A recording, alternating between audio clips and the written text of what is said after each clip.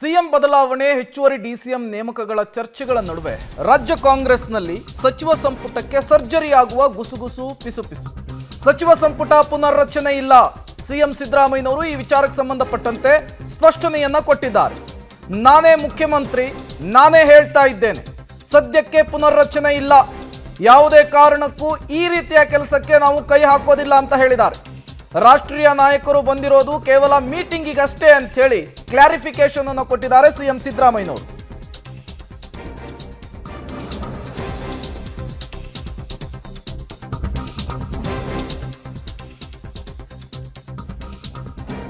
ಸಚಿವ ಸಂಪುಟದ ಸರ್ಜರಿಯ ವಿಚಾರಕ್ಕೆ ಸಂಬಂಧಪಟ್ಟಂತೆ, ಸಂಪುಟ ಪುನರ್ರಚನೆಯ ವಿಚಾರಕ್ಕೆ ಸಂಬಂಧಪಟ್ಟಂತೆ ಸಿಎಂ ಸಿದ್ದರಾಮಯ್ಯನವರು ಕ್ಲಾರಿಫಿಕೇಶನ್ ಅನ್ನು ಕೊಟ್ಟಿದ್ದಾರೆ.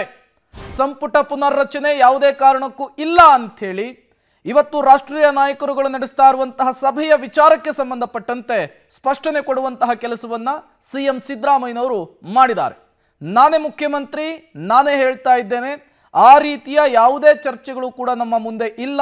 ಅವರು ಬಂದಿರುವಂತಹದ್ದು ಕೇವಲ ಸಾಮಾನ್ಯ ಸಭೆಗಷ್ಟೇ ಅಂತ ಕೂಡ ತಿಳಿಸಿರುವಂಥದ್ದು.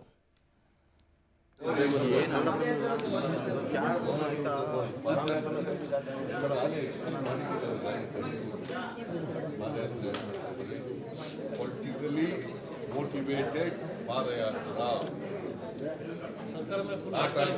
Not on truth, not on fact. It's a political agenda.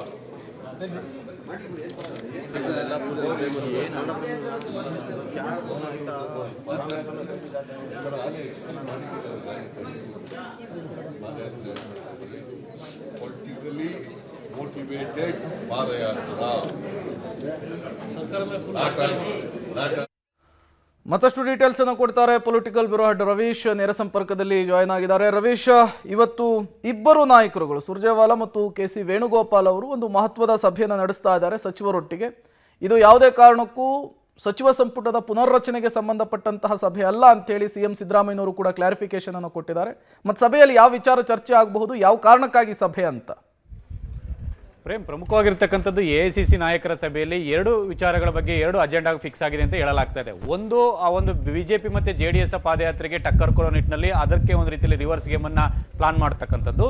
ಇನ್ನೊಂದು, ಸಚಿವರುಗಳು ಕೂಡ ಆಕ್ಟಿವ್ ಆಗಿಲ್ಲ. ಬಹಳಷ್ಟು ಸಚಿವರುಗಳು ಒಂದು ರೀತಿಯಲ್ಲಿ ಆಕ್ಟಿವ್ ಆಗದೆ ಇರತಕ್ಕಂಥದ್ದು ಕೂಡ ಕಾಂಗ್ರೆಸ್ನ ಹೈಕಮಾಂಡ್ ತಲೆನೋವಿಗೆ ಕಾರಣವಾಗಿರ್ತಕ್ಕಂಥದ್ದು.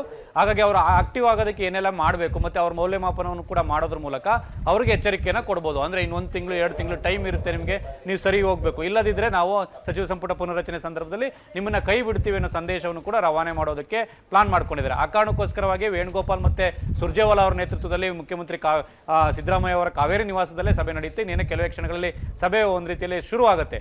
ಪ್ರಮುಖವಾಗಿರ್ತಕ್ಕಂಥದ್ದು, ಎಲ್ಲೋ ಒಂದ್ ಕಡೆ ಸಚಿವರುಗಳು ಈ ಒಂದು ವಿಪಕ್ಷಗಳು ಈಗ ಅಟ್ಯಾಕ್ ಏನ್ ಮಾಡ್ತಾ ಇದ್ದಾರೆ ಅದರ ವಿರುದ್ಧ ಒಂದು ರೀತಿಯಲ್ಲಿ ಸಿಡಿದೆ ಹೇಳ್ತಾ ಇಲ್ಲ, ಒಂದು ರೀತಿಯಲ್ಲಿ ನಿಷ್ಕ್ರಿಯರಾಗಿದ್ದಾರೆ ಅನ್ನೋದು ಕೂಡ ಅವರಿಗೆ ಮಾಹಿತಿ ಹೋಗಿದೆ. ಆ ಕಾರಣಕ್ಕೋಸ್ಕರ ಅದನ್ನ ಟೈಟ್ ಮಾಡುವಂತ ಕೆಲಸವನ್ನ ಕಾಂಗ್ರೆಸ್ನ ಹೈಕಮಾಂಡ್ ಮಾಡುತ್ತೆ.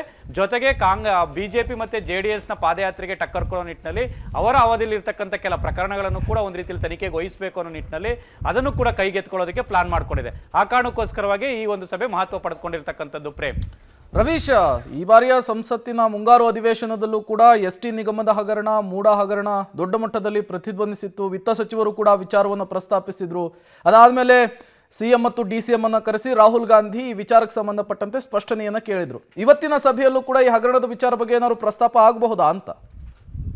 ಪ್ರೇಮ್, ಈಗಾಗಲೇ ದೆಹಲಿಗೆ ಹೋದಂಥ ಸಂದರ್ಭದಲ್ಲಿ ಮುಖ್ಯಮಂತ್ರಿ ಸಿದ್ದರಾಮಯ್ಯ ಮತ್ತು ಡಿ.ಕೆ. ಶಿವಕುಮಾರ್ ಅವರು ಸಂಪೂರ್ಣವಾಗಿ ವರದಿಯನ್ನು ಕೊಟ್ಟಿದ್ದಾರೆ. ಅಂದರೆ ವಾಲ್ಮೀಕಿ ಅಭಿವೃದ್ಧಿ ನಿಗಮದಾಗಿರ್ಬೋದು, ಮೂಡ ಅಕ್ರಮ ಒಂದು ಸೈಟ್ ಹಂಚಿಕೆ ವಿಚಾರದಾಗಿರ್ಬೋದು, ಎಲ್ಲವನ್ನೂ ಕೂಡ ಈಗಾಗಲೇ ಕೊಟ್ಟಿದ್ದಾರೆ. ಪ್ರಮುಖವಾಗಿ ಸಿದ್ದರಾಮಯ್ಯ ಪರ ಎಐಸಿಸಿ ನಾಯಕರು ಕೂಡ ನಿಂತಿರ್ತಕ್ಕಂಥದ್ದು. ಆ ಕಾರಣಕ್ಕೋಸ್ಕರವಾಗಿ ರಾಜಭವನದ ವಿರುದ್ಧ ಆರೋಪ ಮಾಡಿರ್ತಕ್ಕಂಥದ್ದು, ಇಡಿ ವಿರುದ್ಧ ಆರೋಪ ಮಾಡಿರ್ತಕ್ಕಂಥದ್ದು. ಹಾಗಾಗಿ ಈ ವಿಚಾರ ಈ ಒಂದು ಸಭೆಯಲ್ಲಿ ಹೆಚ್ಚು ಚರ್ಚೆ ಆಗೋದಿಲ್ಲ. ಆದರೆ ಸಚಿವರ ಮೌಲ್ಯಮಾಪನದ ಬಗ್ಗೆ ಜಾಸ್ತಿ ಚರ್ಚೆ ಆಗುತ್ತೆ. ಜೊತೆಗೆ ಕಾಂಗ್ರೆಸ್ನ ಒಂದು ಬಿಜೆಪಿ ಮತ್ತೆ ಜೆಡಿಎಸ್ಗೆ ಟಕ್ಕರ್ ಕೊಡೋ ನಿಟ್ಟಿನಲ್ಲೂ ಕೆಲ ಸ್ಟ್ರಾಟಜಿಗಳನ್ನು ಮಾಡುವಂತರಿದ್ದಾರೆ. Prem, okay, thank you Ravish ತಮ್ಮೆಲ್ಲ ಮಾಹಿತಿಗಾಗಿ.